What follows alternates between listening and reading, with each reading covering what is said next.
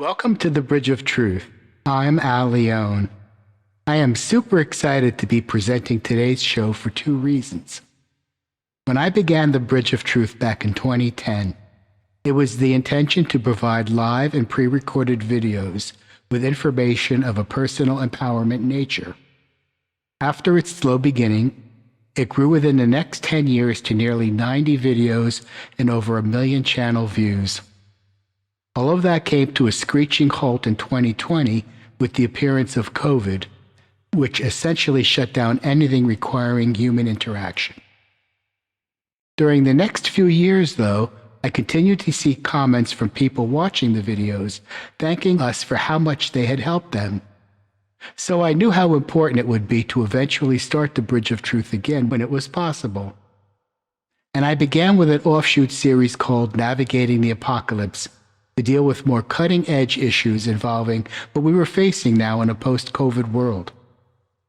But I wanted to get back to the essence of the original Bridge of Truth, whose motto was sharing different points of view to serve the common good. The COVID break enabled me to work with the developing streaming technology to allow for expanding the possibilities of doing such shows and interviews without requiring any contact whatsoever, and even doing so remotely over vast distances. Such capability had actually been my dream from the beginning.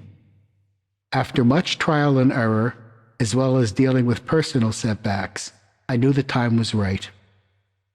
And I couldn't think of anybody better to begin the series than the other reason why I'm so excited for this show. My special guest today actually appeared about 7 times beginning in 2011. And she is a renowned and respected spiritual guide and world traveler, bringing the message of love and unity to the world. Her name is Sheikha Maryam Kabeer, and I am delighted to be sharing the screen with her today. Perhaps the best introduction I could give her is a sample of one of her recent trips to Africa. The light shining through every person I have met on this journey has filled my heart with joy, and I would even say ecstasy. And it was mutual. It was just flowing back and forth.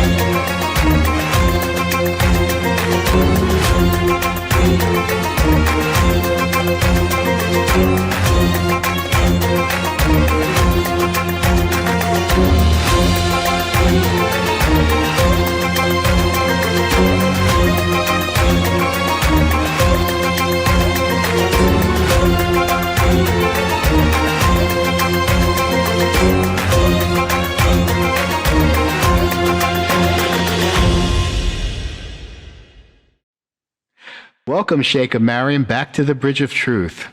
The video that I just showed was fascinating. It was from your trip to Kenya. Could you tell us a little bit about what you were doing there and how that all came to be?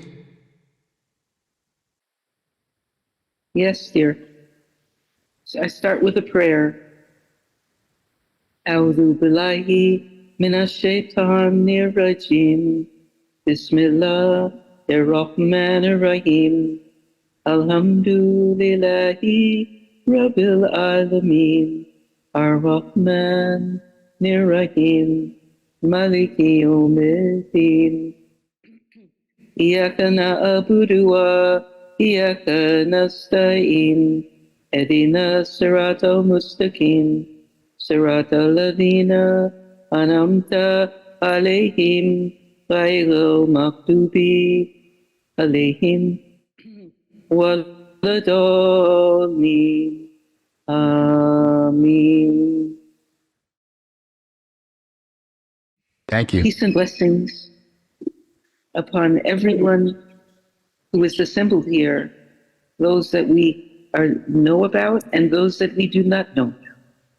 We are opening the doors of our hearts and souls to meet you, to share the light back and forth.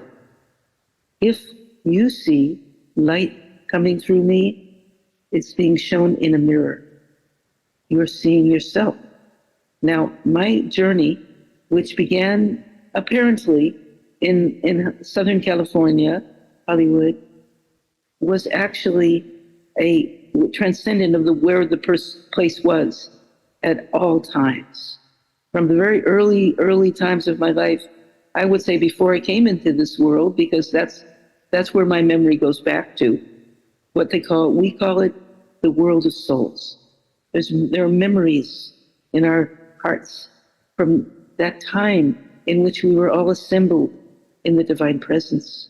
And God asked us, our Lord asked us, am I not your Lord? We all said together, we bear witness you are the sovereign Lord of us all. So that's where the story begins, in that divine presence. Now, wherever I was guided on the earth was very much determined by what God wanted me to do, what Allah subhanahu wa ta'ala wished me to do. So I can speak about Kenya. That was a step out of a million, but very blessed and very beautiful. So I'm going to jump into that part of the journey, and we can move around and understand what came before and what came after. In an endless journey, it's an endless journey. When I see the bridge behind you, we call it the bridge of truth. That's where I've been walking. I've been walking on the bridge of truth from one holy place and one holy person to the next. And God knows why. Why did he choose for me to do this?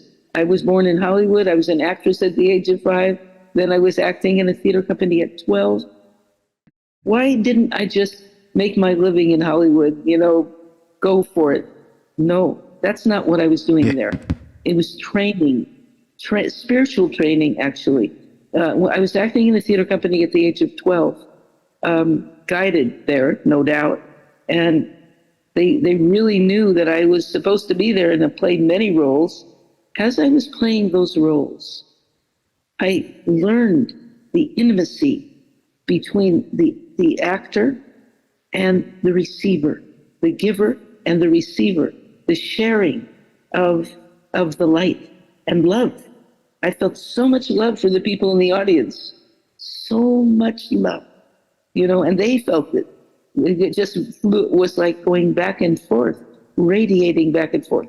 So there I learned I was meant to go around the world and speak to people in countries around the world and in all kinds of places to share the light of our origin and our completion. What was your original religious background, Sheikha? Great. Now, I was born in a Jewish family, very liberal, in the sense of embracing everyone. We lived in different houses that were, all of my family members were artists.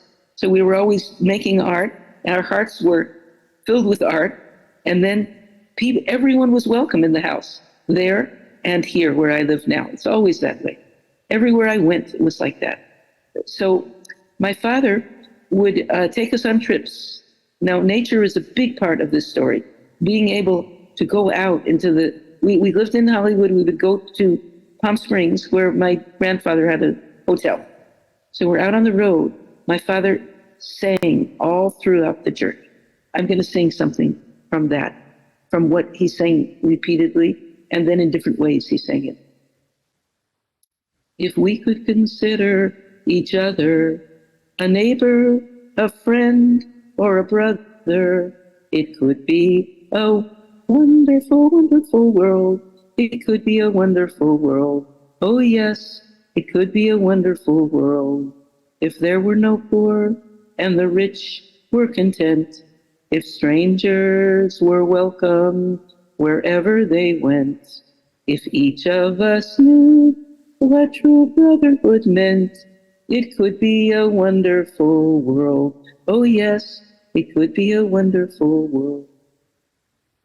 Now, I was in the back of the car. Wind was blowing in. The wind was blowing in. And those sounds, the meanings in the songs, were literally filling my body, filling my heart.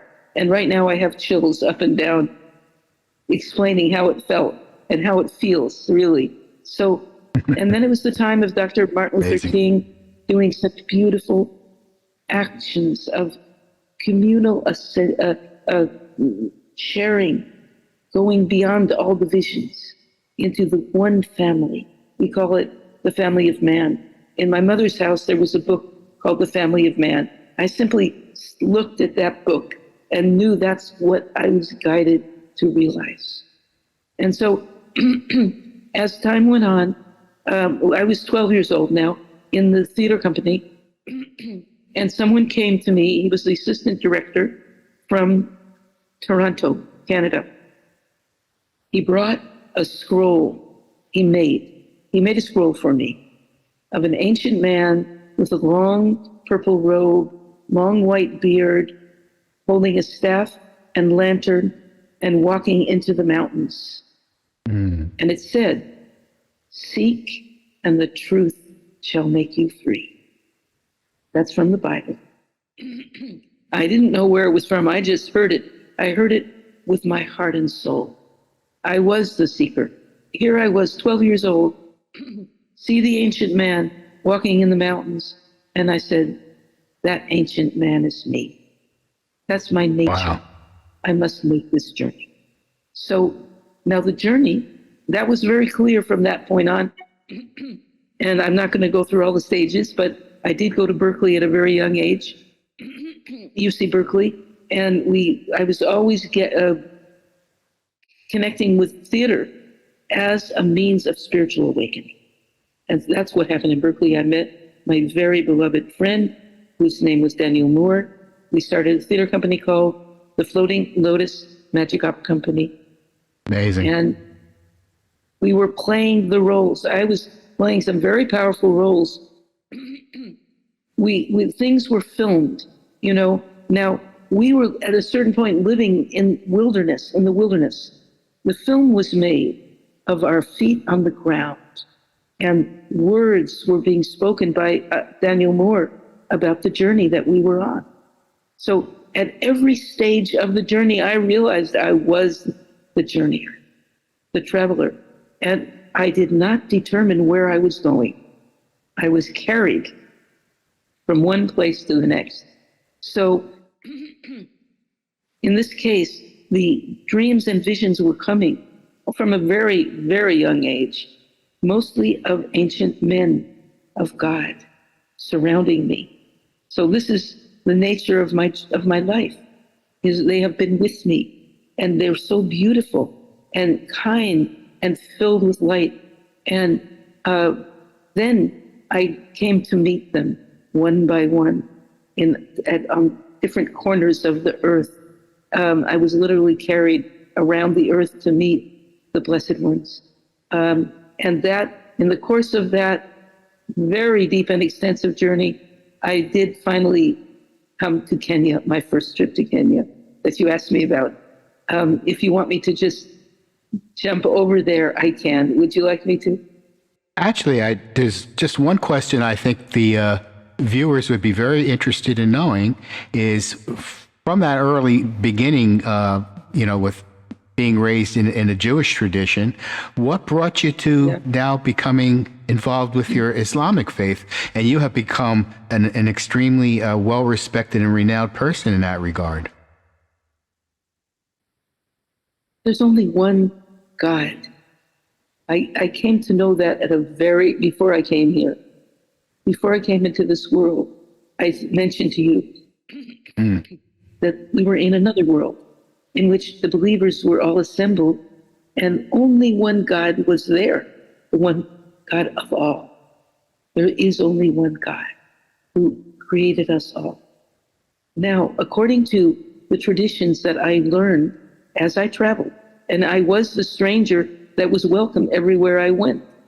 I was guided all around the world, throughout India, Nepal, Pakistan, Afghanistan, etc. And then Europe, all around the world.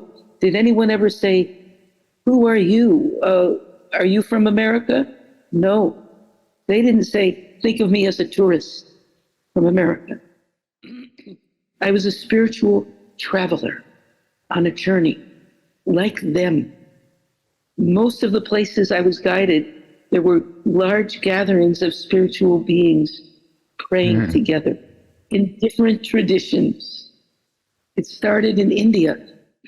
But Afghanistan first, really, where I was just guided onto a bus. I was traveling on the Orient Express across the world. The message said to me, when you get on a train, put your luggage down. You can't carry your luggage. You can't carry yourself. You have to surrender. And it was a quote from Mevlana Rumi. I'm sitting on this train watching these beautiful scenes of nature, God's creation, and the message is, put your luggage down. You are being carried. And that's what happened to me. I was carried by the hands of God, from one place to the next, right? Now, I didn't go traveling as a Jewish girl from Hollywood. I went as an ancient seeker of that truth that would make me free. I was the seeker that I saw in the picture. Did I say I'm a young girl, a Jewish girl? No, nor did I say anything else about who I was. I knew I had to surrender and be carried by God's grace, and that is what happened. So now, as time went on, so I came to Afghanistan. I got off that train, that beautiful, mysterious train trip, and I was placed on a bus. Okay, and the bus had tassels and beads and ancient people in ancient robes, and we go riding into desert lands, right? Now, at a certain moment, and I can only say that I didn't feel like a stranger at all. Because when I left America, I said, I'm leaving the consumer world behind and making the journey in search of truth, liberating truth. So I'm here on this bus with these Afghan elders before imperialism set its foot down in that blessed ancient land where Mevlana Rumi grew up for some part of his life. And what a perfect place for him and for me. So I'm out on that bus, and the call to prayer came into the bus from the deserts all around. The bus stopped at every prayer time, and everybody got off the bus. They have their prayer mats rolled up. They all get out into the desert, unroll their rugs, their prayer mats, and pray in that vast open space. So that's nature of my embrace of Islam. And it wasn't only of Islam. When you come to realize what it is, when you begin hearing about it, understanding it, all the prophets were in one circle, one family. They all brought messages from one God. Now, I ended up embracing Islam in Jerusalem, in Palestine, very close to the tomb, the mazar of the Prophet Ibrahim. Peace and blessings be upon him. And I was guided there because I can tell more details, but I happened to be guided to Jerusalem to write a book there, and with wonderful people. And we were out interviewing people, to find out how do Jews, Muslims, Jews, Christians, and Muslims who live in that land relate to each other. What do they think? How do they feel? Right. Well, but on the very day that I came to the Mount of Olives, my mother superior from who I met in Europe, in monasteries in Europe, appeared on the Mount of Olives, right? This is how my story is. Nobody could have ever written this script. So there she was, my mother superior, and her name was Sir Marie, okay, Sister Mary, right? She was there. We went to this beautiful week-long seminar with her spiritual father on the Mount of Olives. And within the next month or so, we were interviewing people, learning about the family of man. How were these people connected? And then what happened, right? What divided the people into separate religions? And that was a part of my training. And then I was sitting at a place called Damascus Gate, waiting for my mother superior to come and meet with me. I'm in a blue shawl and meditating. And you can't say it was one religion. I cannot say that, because when I was in India, I meditated extensively, as well as, in different traditions. All of this is the formation of a spiritual traveling. It's embracing. We love all lives as our own, and the messages are flowing like light into us. So at that point, this young man appeared named Hassan al-Sharif. Hassan al-Sharif. He says to me, "Aren't you Maryam from California?" "Yes, I am." "All right." Then he says, "My grandfather is waiting for you." Okay? This is the nature of my story. No one could have written this script. It's not conceivable that you could receive so many blessed messages, but that is what it is. That's the nature of how I learned everything, is sitting at the place I was told to sit, and the person comes.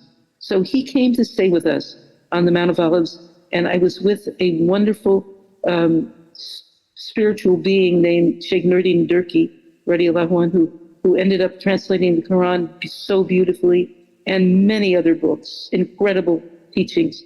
And we went there to write a book, okay? And so we were, that person, Hassan, came to our house, and he stayed with us for about a week.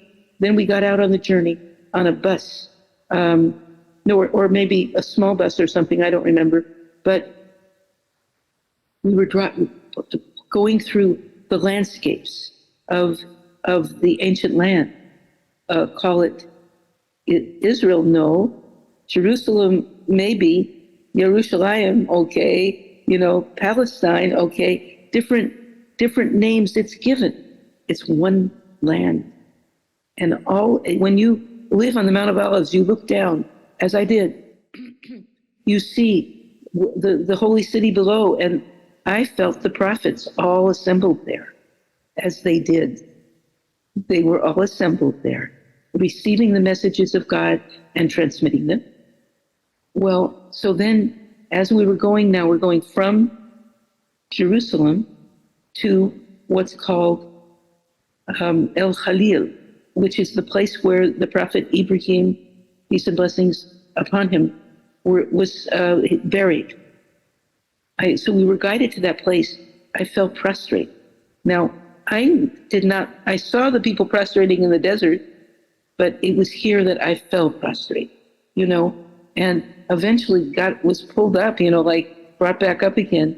And I realized that Jews, Christians, and Muslims were all praying in the abode of Abraham, all his children. Now, so these are steps. I'm going to go a little further, but these are the steps of how I came to realize the unity of all the religions. And so I went from one step to the next, from one realm to the next, one teaching to the next, and then embraced Islam as the completion of that totality. And there's a place in Jerusalem that I was guided to after I met with the Sheikh, which is called Masjid al-Aqsa. And in that place, we were told, and I was guided right there and went in to pray. I can tell the story about that another time. But I entered and it was filled with light, and no one was there. And I prayed on the prayer mat of the imam, who was not there. Who was I to do that? The one who was told to do that, you see? But in that case, that particular place is where, on the very holy night of what's called Isra and Mi'raj, it's the ascension, the night of the ascension of the Prophet, coming up in a few weeks from now. It's coming right up. And we can talk more about it. But in this case, all the prophets were united, and the angels and the believers in that mosque. But the mosque was obviously expanded beyond our comprehension. And in the midst of that, the Holy Prophet, after leading, he was guided by the angel Jibreel to go to the front of the huge assembly and lead everyone together. So these were the times that was profoundly illuminating to me, that I was on this journey and that I was in that place. 40 years later, now I realized that I myself had been standing in the place where all the prophets and angels were assembled. And this is the answer to your question of what religion I follow. And what did it mean that I was Jewish? Well, that was a good place to begin. Then we go into, Right. then I went to Buddhism and Hinduism, but then at another dimension, then it goes to Christianity, so to speak. But it was highly mystical Christianity where I was guided. And then I come to the Mount of Olives and to my first sheikh. And that's where so we came there. I went with two men, and then we were guided. I mean, I was totally altered after being in that incredible place and carried along step by step to this very ancient abode. It's called the Zawiya. And that's where the sheikh was waiting. We walked down these steps, down into this beautiful place. There were flowers on all the walls, flowers and plants that he planted, although he was blind. And the whole place was like a bloom. I felt that as I lived there, that I was one of those plants that he was tending. So we gathered in a circle. The circle was all, as I remember it then, men. And then we have the two guys from another part of the world and me. They put us all in a circle. That's how I was trained to live as in a circle of light. Never sent away, never pushed back because of being from another part of the world or being a woman. At the end of this beautiful, beautiful talk and prayer session, we went up and the men left, but someone was standing at the door saying, "You can't go." The sheikh is saying, "Come, move in." So I moved in. I went and got a few things and then moved back. And the sheikh was 135 years old. He did not sleep, according to my knowledge, but he gave me his bed, sleeping. And incredible dreams came, especially one, and that's when the light of the presence of the Prophet descended upon me. And the messages came about embracing Islam, about bowing down and being completely embraced by the grace. And so that's where that stage of the journey occurred, where I said, absolutely. And the transmission was without any compulsion. No one said, you have to do this or else. It's that the light of God was like so powerful. The love was enveloping me. There was no way to say no. I couldn't say no. And all I could do, here's where people possibly in their late 80s, 90s, and 100. I was maybe in my 20s, 30s, and I'm here in this ancient place praying with them, and the messages sent like that. So I think this is somewhat of an answer to your question.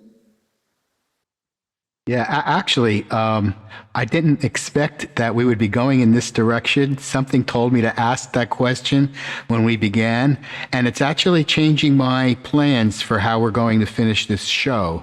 I originally was going to move from this brief introduction, which is no longer brief, to the second video from Africa, but I'm going to separate this show into two parts. I think it was really important to discuss this, and I actually want to follow up with just a few more questions before we go, but it doesn't make sense for me to put off, to bury this other video in the middle of this, because that deserves its own attention, and it's really a different focus in terms of your teachings. First of all, I want to thank you. I'm sure my audience realizes that you've got a cough, and I want them to know that you are doing this in a fast, and that's why you are reacting this way. It's not because you're sick, but it's a reflection of how committed you are and how grateful I am that you made the effort to do this. And so I just wanted to say that. There's a couple of questions I'd like to ask very, very briefly, just to clarify, because some people may not quite understand what you mean by when you took these journeys and all these beings are around you and so forth. Are you talking about astral visions? Are you talking about physical journeys? What exactly do you mean when you say these beings were there? Were you just seeing them like as a... Yeah, please answer that. Appreciate that. It's different levels, Now, on one level, I had dreams, I saw these beings in my dreams, okay? When I came to meet them, it was not like I was just meeting them. It's that they were there with me throughout my journey. That's the experience. And what I mentioned to you first, which I focus on more and more as I get closer to leaving this world in a way to go to the next world, is what happened before we came here, which was that we were connected, according to our teaching, to many souls, all witnessing the infinite grace of God, and responding to his question, saying, of course, we worship you alone. You are the sovereign ruler of all. Well, when I meet people, even nowadays, like day before yesterday, we had a whole bunch of visitors come in the house, right? Which is not abnormal at all, from different parts of the world. We recognized each other so much. The love was so deep. So I think that the explanation goes to the original, to the world of souls, and it will probably, inshallah, we pray that we may all be reunited after we leave this world in an even more illuminated assembly, after having made the journey that we had to make to be prepared, for what Bawa says. Our beloved Sheikh, radiallahu anhu, he says, the inner pilgrimage is to die before death, that you may live forever. So our journey, we're not thinking of death in the same way as people talk about it, but from the world of souls to the eternal life after this world is itself a journey. And because I was so blessed to meet the teachers of infinite grace, wisdom, and love, I kept getting more information about this journey. But never did I feel when I met them that I had not been with them before. And this includes almost everybody that I am connected to. We're here to reflect the light of God back and forth, to enable one another to become conscious travelers on this journey.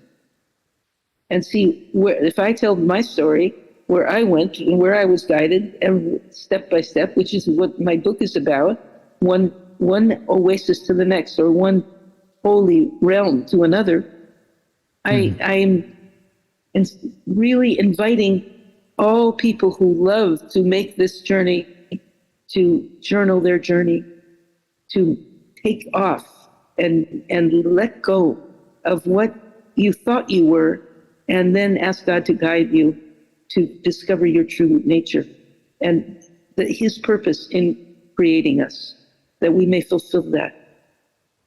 And so what he did say to us in the Quran, he said, "O men and jinn, O people, humanity," and the other dimension of creations that are on the journey too. There are jinn that are on this journey, there are jinn that are not on the journey. So he's talking to all of us who are on the journey, and he says, I have not created you, O beings, except to fulfill this purpose.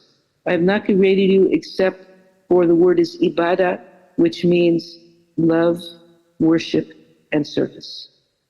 So I think what we're trying to do as individually and collectively is find out what we were created to be, who we are in truth, and how to fulfill the purpose for which our beloved Lord brought us into existence. I got to tell you, you've kind of, I don't want to say rattled, but you're causing my mind to go so many different places with questions, and I'm sure that my audience is feeling the same way. I have a feeling it will be very helpful for us in the future to do some sort of interactive live show where people can actually do a Q&A. There must be tons of questions that they would have just about what we discussed here, without getting into the more specifics of what you feel your overall mission is, which I think the second video will show us more of.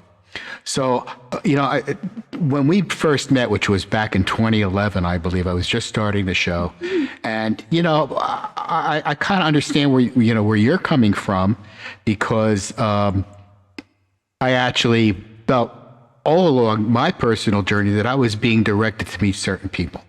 And the day that I met you, I was at some sort of health fair, and I was actually filming the very first few shows that ended up on the Bridge of Truth. And I saw you at the table, dressed as you were, you had your books out, and I didn't know that here we are 12 years later, that we would become great friends and be involved in this way.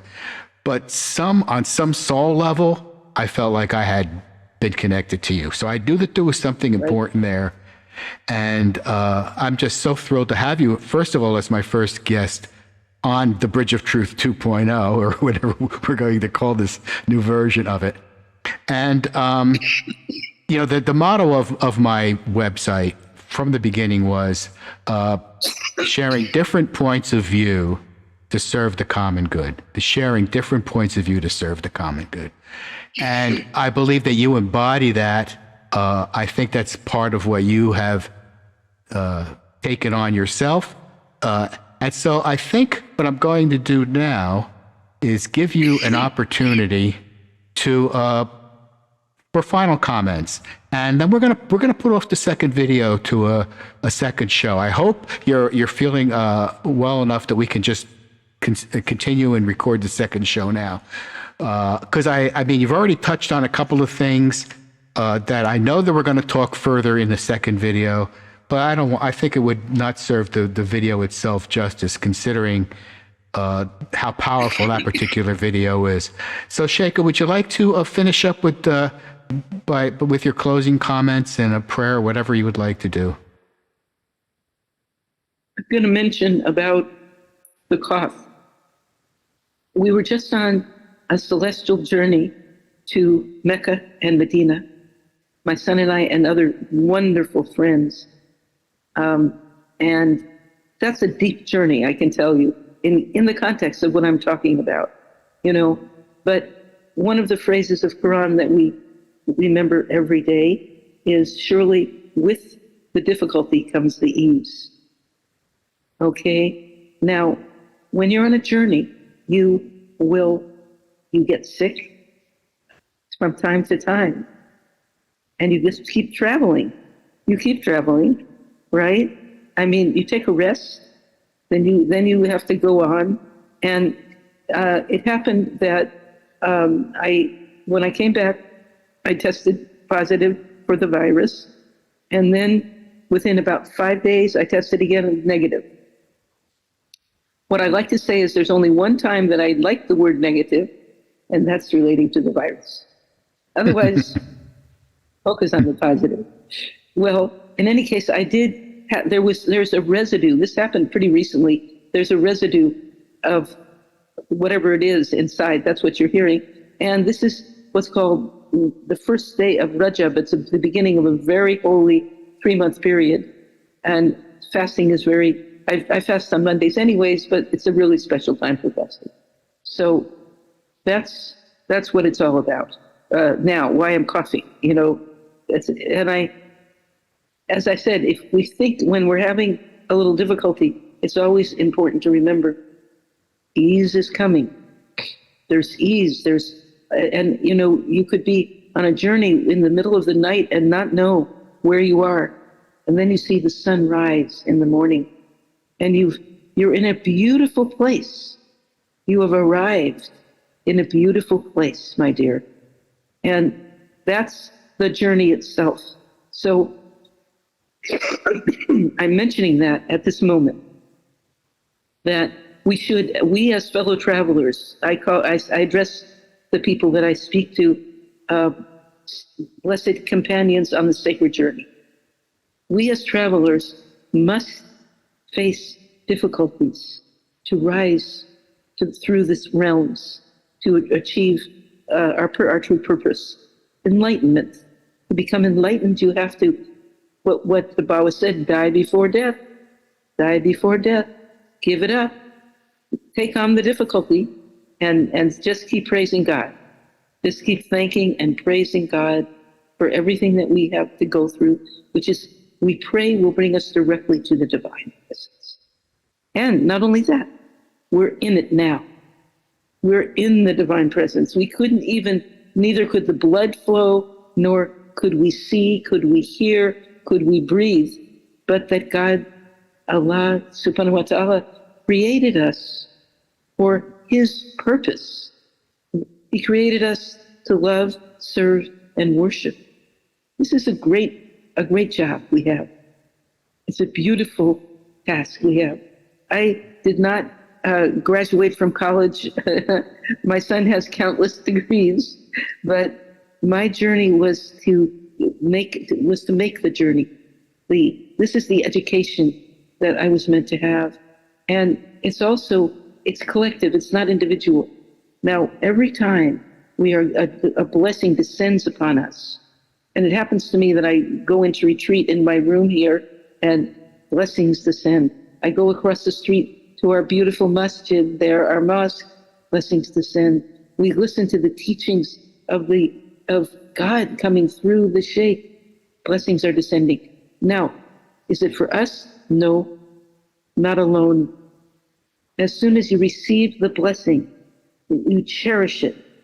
Now, we were told we came into this world with a blessing called amana, faith, trust from God. God entrusted us with this treasure. He says, hold it and protect it until you come back, bring it back to me.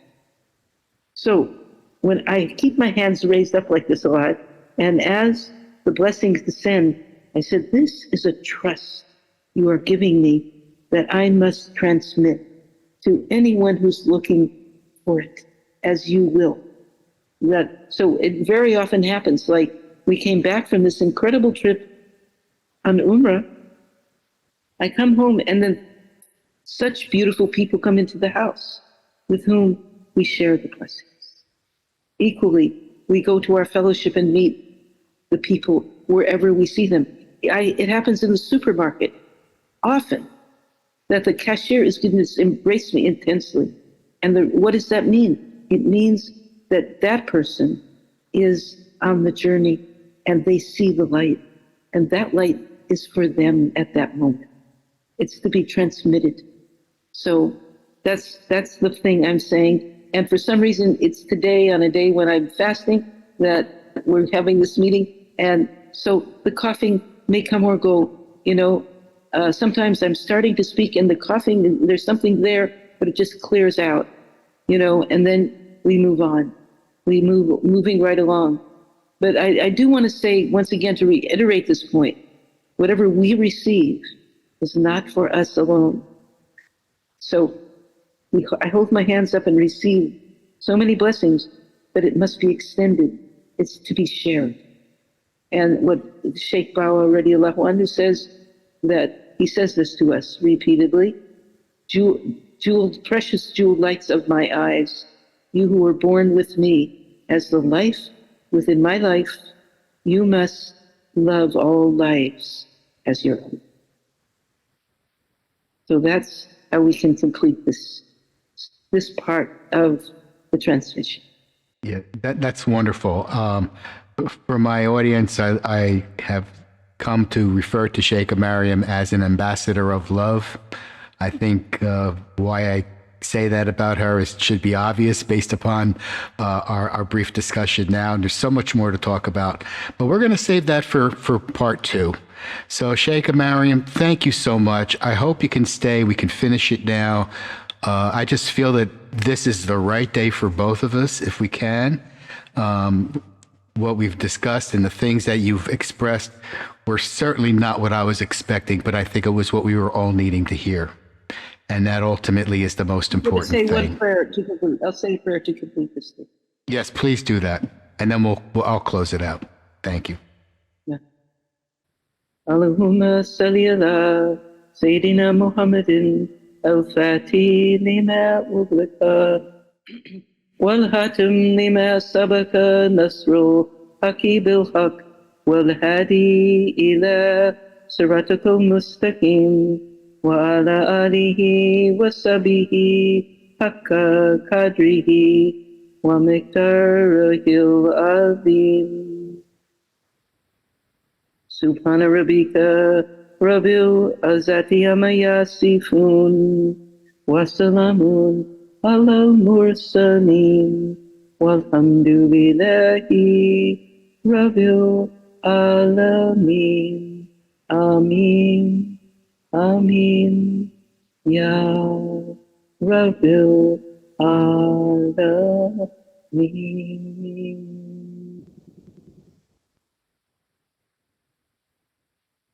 Abundant blessings and peace be upon everyone. We share from the depth of our hearts and souls love for all. Amen. Thank you, Sheikha Maryam. Stay tuned for part 2. I look forward to continuing our conversation on the Bridge of Truth.